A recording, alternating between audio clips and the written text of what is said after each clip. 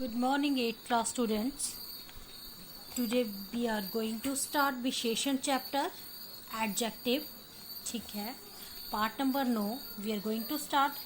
So विशेषण किसे कहते हैं? सबसे पहले देखिए, बोला संज्ञा एवं सर्वनाम की विशेषता का बोध कराने वाले या फिर विशेषता बताने वाले शब्दों को हम क्या कहेंगे? विशेषण कहेंगे. ठीक है, एक बार फिर बता देती हूँ. संज्ञा एवं सर्वनाम की विशेषता बताने वाले शब्दों को हम विशेषण कहते हैं. जैसे सुपोज, किसी के बारे में हम बात कर रहे हैं, जैसे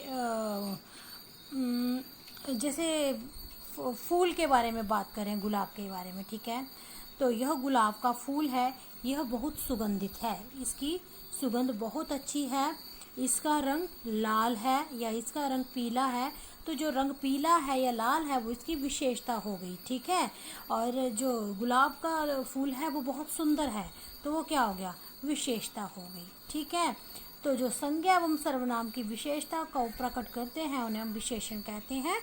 ठीक है, उसी तरह से विशेषण शब्द जिन शब्दों संज्ञा शब्दों की विशेषता प्रकट करते हैं उन्हें विशेष्य कहते हैं. ठीक है, विशेषण सब शब्द जिन संज्ञा शब्दों की विशेषता प्रकट करते हैं उन्हें हम क्या कहते हैं? विशेष्य. जिसकी मतलब बात हो रही है वो विशेष्य हो गया, और जिसकी बात हो रही है उसकी मतलब सुंदरता की, गुणों की, अवगुणों की जो बात हो रही है वो विशेषण हो गया. ठीक है, जैसे आसमान नीला है तो आसमान हो गया विशेष्य और नीला हो गया विशेषण. काला कुत्ता सड़क पर घूम रहा है, तो देखिए कुत्ता हो गया आपका विशेष्य और काला हो गया उसकी विशेषता. ठीक है, उसी तरह से डेफिनेशन समझ में आ गई. अब देखना है कि उसके कितने भेद हैं. एक बीच में और टॉपिक आता है आपका प्रविशेषण. ठीक है, जो शब्द विशेषण की विशेषता बताते हैं उन्हें प्रविशेषण कहते हैं. जैसे देखो, प्रविशेषण क्या होता है, आपने इतना याद रखना है कि जो शब्द विशेषण की भी विशेषता को प्रकट करें उन्हें हम क्या कहते हैं? प्रविशेषण कहते हैं. जैसे कुआं बहुत गहरा है. अब देखिए कुएं की विशेषता क्या है? यहाँ पर गहराई. कुएं की विशेषता हो गई गहराई, लेकिन बोला कुआं बहुत गहरा है. ऑलरेडी यहाँ पर विशेषण है, लेकिन विशेषण की भी विशेषता बताइए कि कुआं जो है वो बहुत गहरा है. उसी तरह से वह बहुत अधिक बोलती है.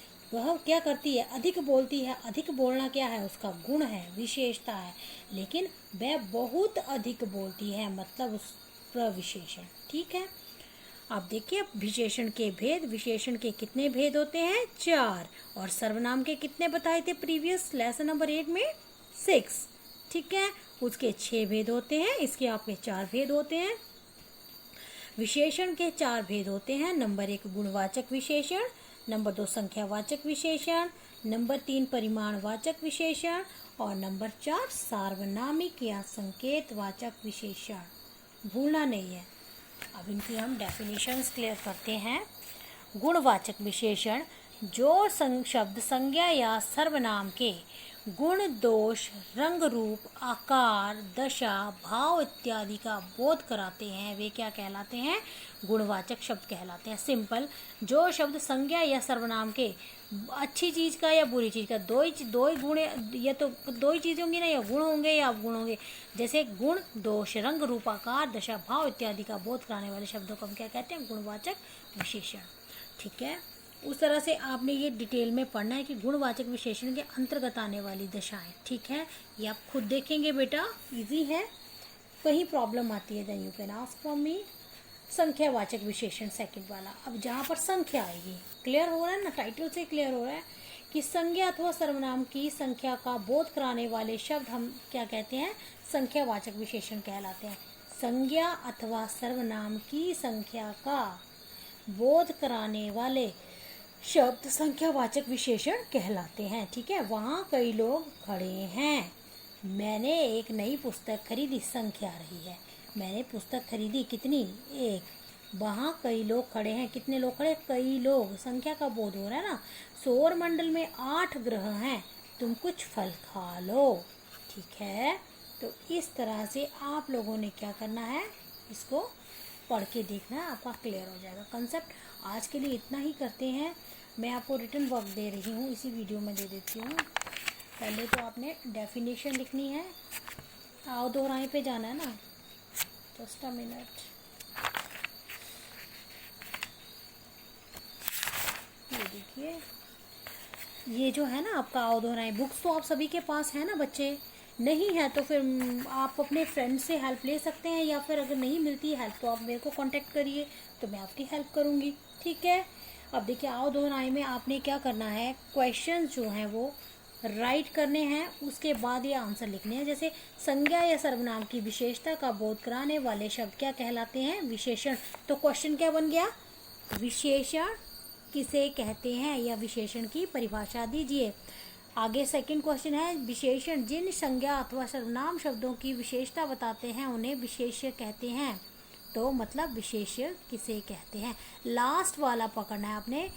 उन्हें विशेष्य कहते हैं, तो क्वेश्चन बन गया विशेष्य किसे कहते हैं? उन्हें विशेषण कहते हैं, तो मतलब विशेषण किसे कहते हैं?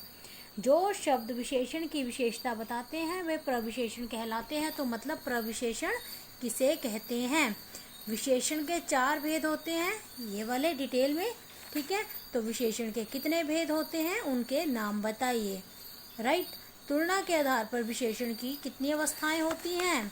3 अवस्थाएं। देखिए अभी बताया ना मैंने, मूलावस्था, उत्तमावस्था और उत्तरावस्था और उत्तमावस्था। ये देखिए पेज नंबर 83, मूलावस्था, उत्तरावस्था, उत्तमावस्था। ठीक है, ये मैं कल पढ़ाऊंगी आपको। आप इन क्वेश्चन आंसर्स को अपनी फेयर कॉपीज पे राइट करिए, रोज़ ना बोलना पड़े मुझे। ठीक है, मैंने कल भी बताया था कि जो भी क्वेश्चन आंसर्स मैं करवा रही हूँ उनको राइट जरूर करना है हर क्लास के स्टूडेंट ने। ठीक है, फेयर कॉपीज पे। Thank you for watching video.